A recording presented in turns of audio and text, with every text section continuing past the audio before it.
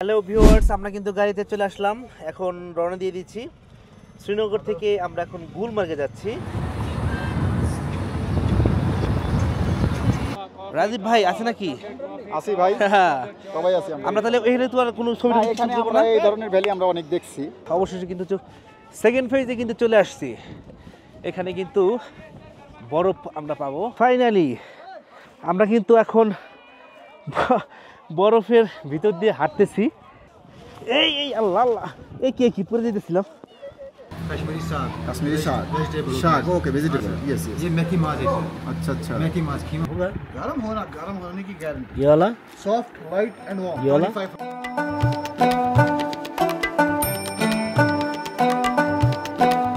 Hello viewers, আমরা কিন্তু গাড়িতে চলে আসলাম। এখন রওনা দিয়ে দিচ্ছি। শ্রীনগর থেকে আমরা এখন গুলমার্গে যাচ্ছি।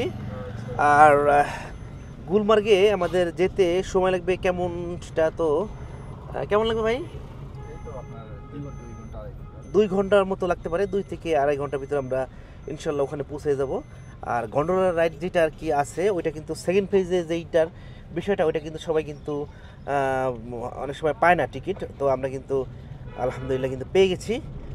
রাস্তার সৌন্দর্য দেখতে দেখতে আমরা আপনাদের নিয়ে যাব গুলমার্গে। দেখতে থাকুন রাস্তার সৌন্দর্যগুলো এবং আমার সাথে চলতে থাকুন। সকাল 9টায় আমরা রওনা হয়ে গেলাম শ্রীনগর থেকে গুলমার্গের উদ্দেশ্যে। গুলমার্গ যেতে ডাল লেকের পাশের রাস্তাটি প্রায় পুরোটাই অতিক্রম করতে হয়। ফলে যেতে যেতে পুরো ডাল লেক এবং এই রাস্তাটির অপরূপ সৌন্দর্য আরও একবার উপভোগ করে নিলাম আমরা।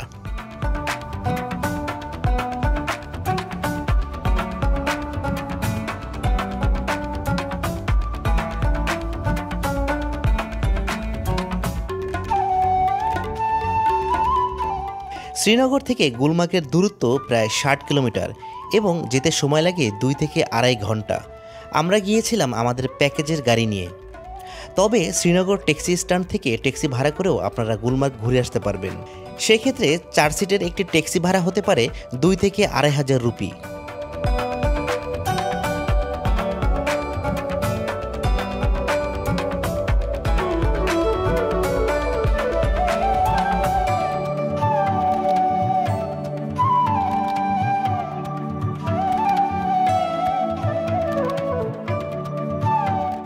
শ্রীনগর শহরের ব্যস্ততাকে পিছনে ফেলে মসৃণ রাস্তা ধরে আমরা ক্রমেই এগিয়ে যেতে থাকলাম গুলমার্গের উদ্দেশ্যে।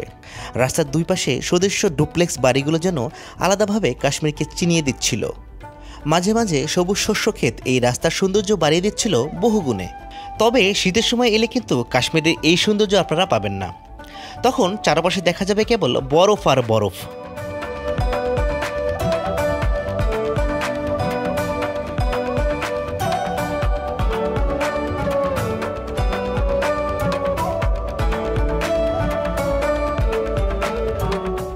শ্রীনগর থেকে গুলমার্গে আমাদের ছিল একদিনের ডে ট্যুর, অর্থাৎ সকালে গিয়ে আবার বিকেলে ফিরে আসব। আপনারা চাইলে গুলমার্গে নাইট স্টে করতে পারেন।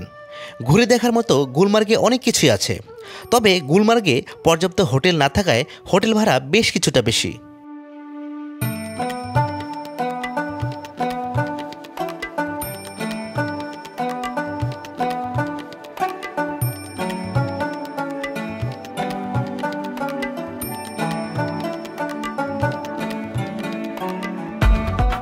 গুলমার্গ ট্যুরের প্রধান আকর্ষণ হচ্ছে কেবল কার বা গন্ডোলা রাইড। গন্ডোলায় চড়ে আপনারা যেতে পারবেন 14,000 ফিট উপরে। যারা গ্রীষ্মকালে কাশ্মীর ভ্রমণে এসে বরফ দেখতে চান, তারা গন্ডোলায় চড়ে 14,000 ফিট উপরে গিয়ে বরফে দেখা পেতে পারেন। আর এজন্য গন্ডোলার টিকিট আগে থেকেই কেটে রাখতে হয়। বাংলাদেশে বসে গন্ডোলার টিকিট কিভাবে পাবেন, টিকিটের প্রাইস কত এবং গন্ডোলা সম্পর্কে আরও বিস্তারিত জানতে ভিডিওটি শেষ পর্যন্ত দেখতে থাকুন।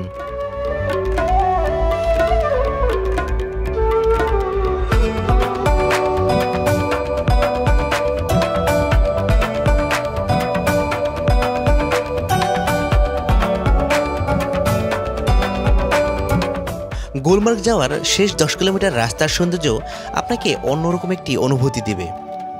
আঁকাবাঁকা পথ, সেই সাথে দুই পাশের খারাপ পাহাড় বেয়ে নেমে আসা পাইন, দেবদারু আর চিনার গাছের ছায়াময় সৌন্দর্য আপনাকে মুগ্ধ করবেই।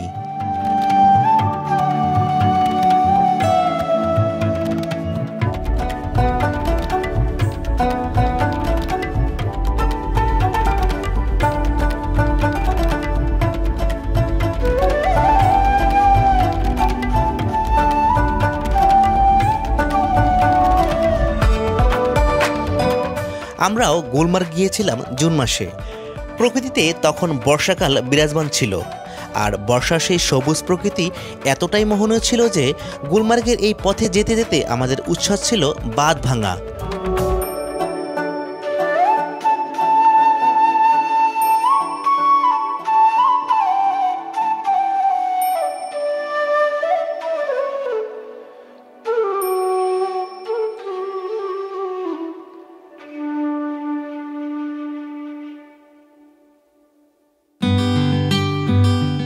ফাইনালি 2 ঘন্টার জার্নি শেষ করে আমরা এসে পৌঁছলাম গুলমার্গ। গুলমার্গ ঢোকার শুরুতেই বেশ কিছু দোকান পেয়ে যাবেন। সেই সব দোকানে বরফে হাঁটার জন্য গামবুট এবং শীতের কাপড় ভাড়া হয়। তবে গ্রীষ্মকালে গুলমার্গ ঘুরতে এলে গামবুটের প্রয়োজন হবে না, আর প্রয়োজন হলেও 14,000 ফিট উপরে গামবুট এবং শীতের কাপড় ভাড়া পেয়ে যাবেন। তাই এত আগে থেকে এসব টেনে নেওয়ার কোনো প্রয়োজনই নেই। গুলমার্গে এসে দূরে বরফ জমা পাহাড় দেখে আমরা অভিভূত হয়ে গেলাম। মূলত গন্ডোলা চড়ে আমরা উঁচু ওই পাহাড়ের শুভ্র বরফ দেখতেই যাব, এটা ভেবেই বেশ শিহরিত হলাম।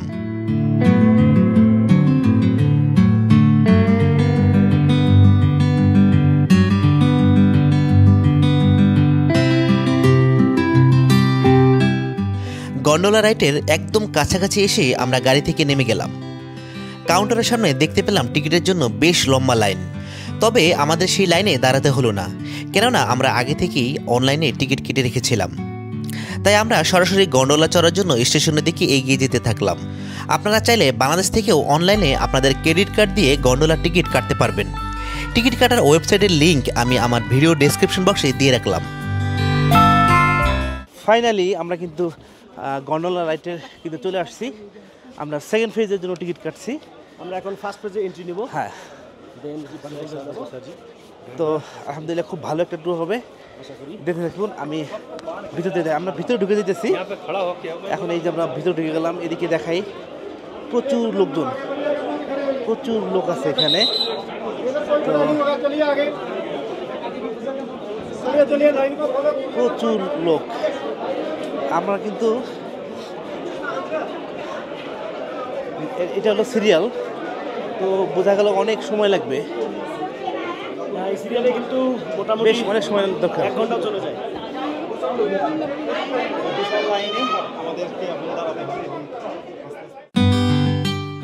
বাইরে টিকিট কাটার লাইনের চেয়ে স্টেশনের ভিতরে লাইন ছিল কয়েক গুণ বেশি লম্বা। সেখানে দীর্ঘক্ষণ অপেক্ষা করার পর আমরা আমাদের সাথে থাকা অনলাইন টিকিট বুকিং কপি দেখিয়ে প্রথম ধাপটা পার হয়ে গেলাম। প্রথম ধাপ পার হওয়ার পর গন্ডোলায় ওঠার জন্য আবারও দীর্ঘ লাইন। আপনারা যারা গুলমার্গের গন্ডোলা রাইড করতে আসবেন তাদের জন্য আমার পরামর্শ হলো আপনারা অবশ্যই হাতে 1 থেকে 2 ঘন্টা সময় রাখবেন শুধুমাত্র এই লাইনে দাঁড়ানোর জন্য।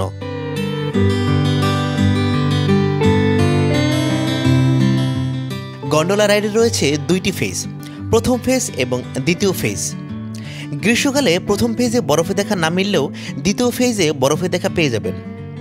প্রথম ফেজের টিকিটের মূল্য 810 রুপি আর দ্বিতীয় ফেজের টিকিটের মূল্য 1010 রুপি।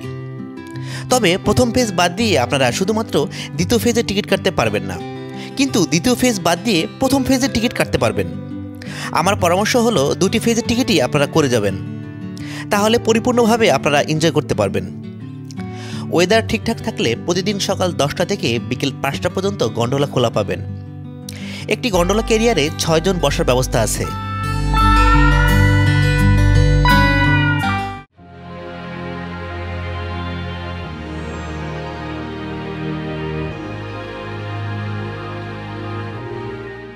দীর্ঘ 2 ঘন্টা লাইনে দাঁড়িয়ে থাকার পর ফাইনালি আমরা গন্ডোলায় উঠে বসলাম। বিভিন্ন দেশে কেবল কারে চড়ার অভিজ্ঞতা থাকলেও কাশ্মীরে এসে এই গন্ডোলায় চড়ার অভিজ্ঞতা ছিল আমার প্রথমবার।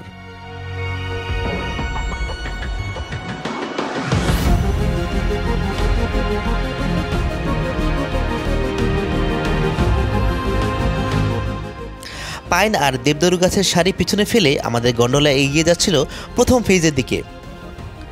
প্রথম ফেজে কিছুটা সময় কাটিয়ে আমরা আবার গন্ডোলা চড়ে রওনা হব 14,000 ফিট উপরের দ্বিতীয় ফেজে। আশা করি সেখানে অবশ্যই আমরা বরফে দেখা পেয়ে যাব, আর সেটাই হবে আমার জীবনের প্রথম বরফ দেখা।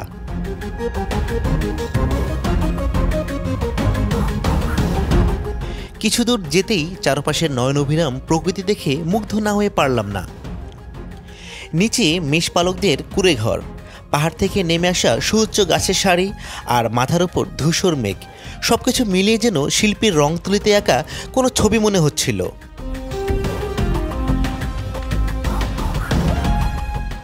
সেই দৃশ্য দেখতে দেখতে মাত্র মিনিট 5 মধ্যে আমরা পৌঁছে গেলাম প্রথম ফেজে।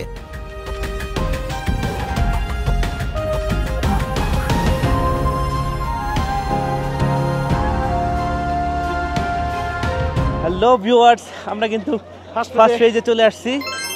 এখন আমরা এখানে আর থাকবো না, কারণ এখানে দেরি করলে সমস্যা। আমরা এখন সরাসরি সেকেন্ড ফেজে চলে যাব। প্রচুর লোক, আমরা ফার্স্ট ফেজেই প্রায় 1 ঘন্টার উপরে লাইনে দাঁড়িয়ে আমরা উঠতে পারছি। তো এখন আমরা ফাইনালি সেকেন্ড ফেজে দাঁড়িয়ে গেলাম। রাজীব ভাই আছে নাকি? আসি ভাই, সবাই আছি আমরা। তাহলে এখানে তো আর কোনো ছবি এখানে আমরা এই ধরনের ভ্যালি আমরা অনেক দেখছি। হ্যাঁ, আমাদের হাতে অত সময় না, আমরা সেকেন্ড ফেজে গিয়ে 1 ঘন্টা বেশি থাকবো, কিন্তু এখানে আমরা সময় নষ্ট করবো না। আর এমনিতে লাইনে অনেক সময় লাগবে। আচ্ছা আচ্ছা আচ্ছা, ওকে। আমি একটু পিছনে ব্যাক ক্যামেরায় দেখাচ্ছি, দেখেন কি সুন্দর, হোয়াট এ ভিউ, দারুণ দারুণ। ওই যে একদম উপরে দেখা যাচ্ছে একদম, আমি একটু জুম করি, এই যে একদম কিন্তু উপরে কিন্তু আমরা চলে যাব। হাতে 1 কাপ চা নিয়ে দ্বিতীয় ফেজের গন্ডোলা ওঠার জন্য দীর্ঘ এক লাইনে দাঁড়িয়ে পড়লাম। চারপাশের প্রকৃতি এতটা নয়নঅভিরাম ছিল যে এই প্রথম কোনো লাইনে দাঁড়িয়ে একটুও ক্লান্তি বা বিরক্ত লাগেনি।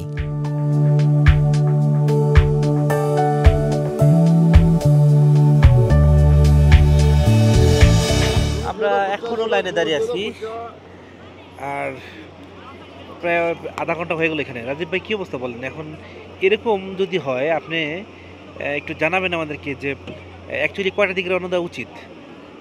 না, এটা হচ্ছে কি 5টা পর্যন্ত তো গন্ডোলা রাইড চালু থাকবে, তারপর থেকে বন্ধ হয়ে যাবে। 5টার আগেই রওনা দেবো আমরা। 5টা বাজানো যাবে না, আমরা মোটামুটি চেষ্টা করব যে এখান থেকে 3টার মধ্যে বের হয়ে যেতে। আচ্ছা আচ্ছা। তার কারণ ওইদিকে আবার 4টার সময় ওই একটা সিগন্যাল আছে, ওইখান থেকে বলে দিছে যে 4টার মধ্যে ব্যাক করতে হবে। ওরা আবার ওইখানে আটকায় দিয়ে বলবে যে আজকে আর তোমরা শ্রীনগর যাইতে পারবে না, গুলমার্গ থেকে যাইতে হবে। তাহলে আমাদের একদম, হ্যাঁ, তাহলে আমাদের একবারে সর্বনাশ হয়ে যাবে। আমাদের এখানে 8-10 হাজার টাকা রুম নিতে হবে, আরও অনেক ব্যাপার।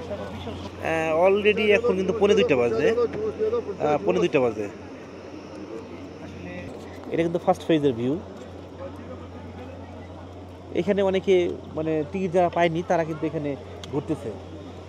অতএব এখন আপনারা যদি যখন আসবেন এই গন্ডোলা রাইডের সেকেন্ড ফেজের জন্য, তাহলে কিন্তু অবশ্যই আপনারা একটু খুব সকাল সকাল রওনা দেওয়ার চেষ্টা করবেন। 8টার ভিতরে রওনা দিলে খুব বেশি ভালো হয়, কারণ এখানে প্রচুর লাইন থাকে। কারণ এত লাইনের ভিতরে আমাদের ফার্স্ট ফেজই লাগছে প্রায় 1.5 ঘন্টা। এখন আবার সেকেন্ড ফেজের জন্য কিন্তু আবার অনেক টাইম লাগতেছে, অলরেডি কিন্তু আধা ঘন্টা ক্রস করছে। তো এখনও কিন্তু আমরা উঠতে পারি নাই। দেখি উঠি, তারপর আবার দেখাবো আপনাদেরকে। দীর্ঘ 1 ঘন্টা লাইনে দাঁড়িয়ে থাকার পর আমরা রওনা হলাম দ্বিতীয় ফেজের উদ্দেশ্যে। এবারে যাত্রায় আমরা খাড়া 14,000 ফিট উপরে গিয়ে পৌঁছাবো। এবার চারপাশের দৃশ্যটা কিছুটা বদলে গেল। ঘন গাছগাছালির পরিবর্তে পাথরে পাহাড় বেয়ে আমরা উপরের দিকে যাচ্ছিলাম।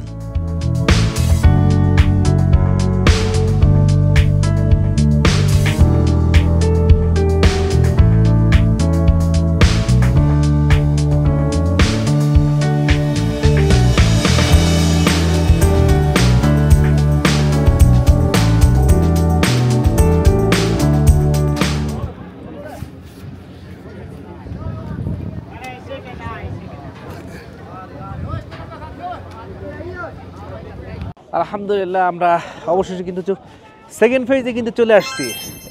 এখানে কিন্তু বরফ আমরা পাবো, সামনেই একটু উপরে উঠতে হবে, ওইখানে গিয়ে আমরা বরফ পাবো। এখান থেকে একটু উপরের দিকে উঠতে হবে। আমি একটু সামনের দিকে দেখাই, আমি একটু সামনের দিকে দেখাচ্ছি। এখন যে সবাই কিন্তু উপরে উঠতেছে, সবাই কিন্তু আস্তে আস্তে করে উপরে উঠতেছে। আমরা ওই একদম উপরে যাব। এখানে কিন্তু শ্বাসকষ্টের সমস্যা হইতেছে, শ্বাস নিতে কষ্ট হইতেছে এবং খুব আস্তে আস্তে করে উঠতেছি। আসলে এত উপরে আসলে শ্বাসকষ্ট হয়। ওই যে উপরে কিন্তু এখন বরফ দেখা যাচ্ছে।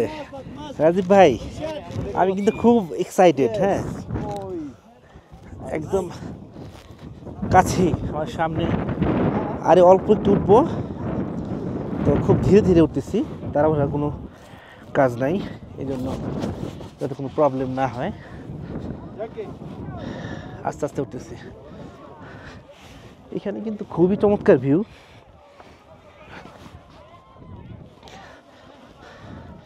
প্রচুর মানুষজন এদিকে, কিন্তু দূরে কিন্তু শুধু পাহাড় আর পাহাড়। এখন আমি জানি না আসলে ক্যামেরা কতটুকু আসতেছে, একদম মেঘে ঢেকে ঢেকে গেছে। আর এইখানে প্রচুর বরফ জমাট হয়ে আছে সাদা। আমি সামনে যাচ্ছি, তারপর আবার দেখাই। ফাইনালি আমরা কিন্তু এখন বরফের ভিতর দিয়ে হাঁটতেছি।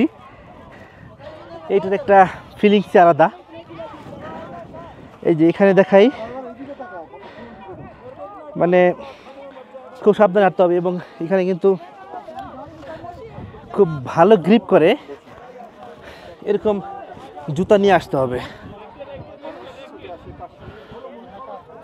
কেউ ভাই, জনি ভাই, একটু হালকা হাঁপাই গেছি।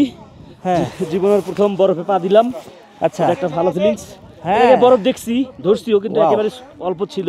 এবার কিন্তু অনেক, এবার অনেক আমরা বরফের মধ্যে হাঁটতেছি। আমাদের পিছনে দেখতে পাচ্ছেন অনেক বরফ। খুব এনজয় করতেছি। এখানে একটু জোরে জোরে নিঃশ্বাস নিতে হয়, হ্যাঁ, কারণ অনেক হাইট। এই যে দারুণ, এটা একটা খুব ভালো লাগা কাজ করতেছে। চারদিকে শুধু এখন সাদা। এই আল্লাহ আল্লাহ, এই কি পরে যেতেছিলাম। ওহো, এইটা হলো তাইলে এই সব দিক দিয়ে হাঁটা যাবে না, খুব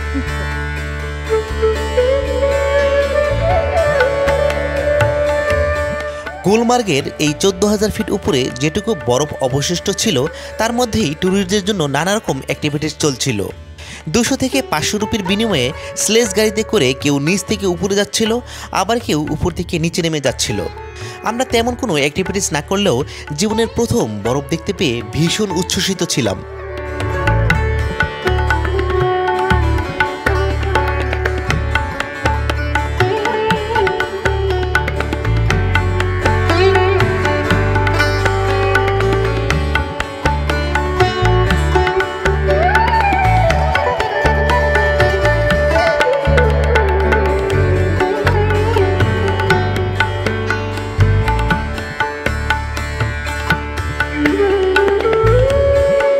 আমাদের কিন্তু এখানে ঘোরা শেষ হয়ে গেছে। আমরা এখন আবার কেবল কাল দিয়ে নিচে নেমে যাব। জনি ভাই, আপনার কেমন লাগছে? হ্যাঁ, আলহামদুলিল্লাহ ভালো, তবে আসলে বেশি নড়াচড়া হ্যাঁ বা মুখ করে না, একটু হাঁপাই যাচ্ছি আর কি। আমি কিন্তু অলরেডি 2 বার পড়ে গেছি। নোমান ভাই 2 বার পড়ছে, কারণ সে ব্যালেন্স রাখতে পারে নাই, পা কিন্তু ঠিকমতো ফেলতে পারে নাই। এটা একটা বড় রিজন। আপনারা যখন পা ফেলবেন অবশ্যই একটু সাবধানে পা ফেলবেন। না, সামনের দিক দিয়ে ভরনা দিয়ে 8 উপর দিতে হবে সবসময় তাইলে আবার দিকে ভর দিবেন। হ্যাঁ, তাইলে আবার পড়বে না। তো ঠিক আছে, আজকে আমাদের এই গুলমার্গের এখানে অ্যাক্টিভিটিস কিন্তু এখানেই শেষ। আমরা এখন ফিরে যাচ্ছি। আজকে আবার আমরা কিন্তু শ্রীনগর ফিরে যাব। গুলমার্গে অসাধারণ কিছু মুহূর্ত কাটিয়ে আমরা আবার রওনা দিলাম শ্রীনগরের উদ্দেশ্যে। ততক্ষণে দুপুর গড়িয়ে বিকেল প্রায়। তখনও লাঞ্চ করা হয়নি বলে ক্ষুধায় চারপাশের সুন্দর প্রকৃতিও যেন বিবর্ণ মনে হচ্ছিল। ড্রাইভারকে সে কথা বলতেই সে একটা রোড সাইড রেস্টুরেন্টে গাড়ি থামিয়ে দিল।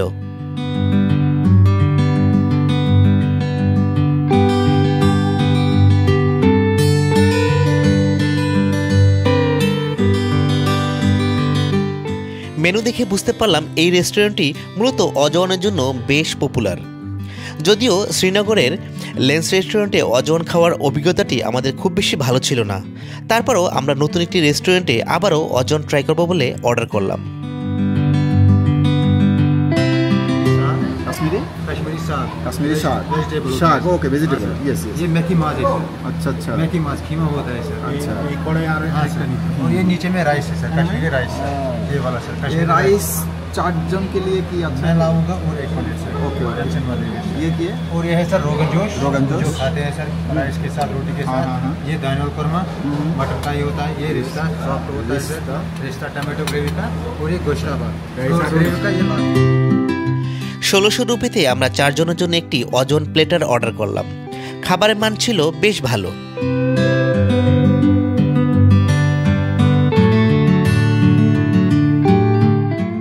অজন দিয়ে লাঞ্চ শেষ করে আমরা আবার শ্রীনগরের পথে ছুটতে থাকলাম।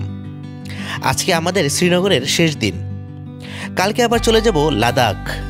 হঠাৎ মনে হলো কাশ্মীরের শাল তো কেনা হয়নি। আসলে এটা আমরা শেষ দিন কিনবো বলে রেখে দিয়েছিলাম, কিন্তু ভালো একটি বিশ্বস্ত শালের দোকান কোথায় পাবো? কথা বললাম মোজাম্মেল ভাইয়ের সাথে। উনি যেহেতু কাশ্মীরের লোকাল মানুষ, তাই ওনার পরামর্শে আমরা চলার পথেই একটি শালের দোকানে ব্রেক দিলাম। শাহজি নামক এই শালের দোকানটির নাকি কাশ্মীর জুড়েই বেশ সুনাম রয়েছে। দোকানটিও ছিল বেশ বড়সড় এবং অনেক সমৃদ্ধ। 200 রুপি থেকে শুরু করে 20,000 রুপির শাল আমরা নেড়েচেড়ে দেখলাম। দোকানদার আমাদেরকে পিওর পশমিনা শালও দেখালেন। আমি 2-1টা গিফটের জন্য নিতে গিয়েও নিলাম না, কারণ দামটা বেশ বেশি মনে হচ্ছিল। আমার সাথে ট্যুরমেটরা অবশ্য কিছু শাল কিনে নিল।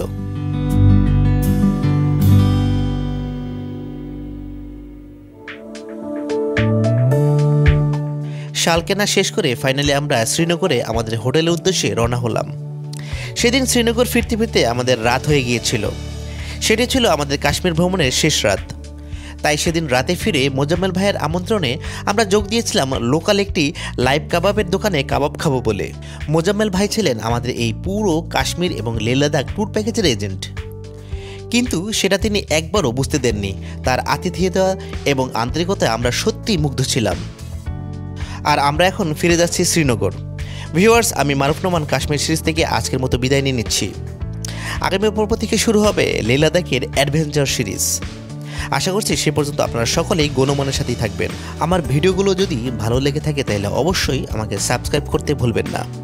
সেই সাথে লাইক, কমেন্ট এবং শেয়ার করে আমাকে উৎসাহিত করবেন নতুন নতুন ভিডিও তৈরিতে। আপনারা আমার ফেসবুক পেজ গণমানেও অ্যাড হয়ে যেতে পারেন। সেখানে আপনারা আমার সমস্ত ট্যুরের আপডেট পেয়ে যাবেন। ভালো থাকবেন সবাই, আনন্দ থাকবেন। আসসালামু আলাইকুম।